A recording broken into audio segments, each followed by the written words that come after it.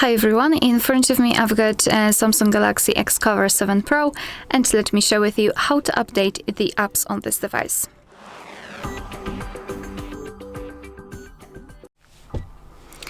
So there are two things of which we have to take care of if we want to update the app. So first of all, the internet connection. Make sure that you've got one, and I highly recommend to use Wi-Fi instead of mobile data so you can avoid some additional charges. And the second one is that you will be able to follow all of my steps if you've got your Google account added to the device. If not, you can do it directly after entering the Play Store. You can simply log in or create a new account. But if you don't want to do it alone, you can check our tutorial of how to add or remove a Google account in this specific device. Alright, so after that, we can finally enter the Play Store. Let me just quickly skip everything and let me quickly enter the password. Just a sec.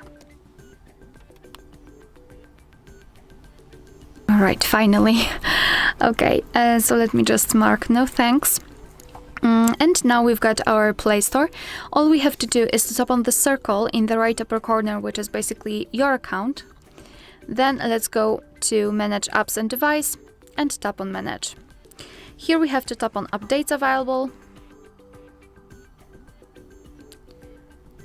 Alright. And here, in my case, I've got only 4 apps which I can update.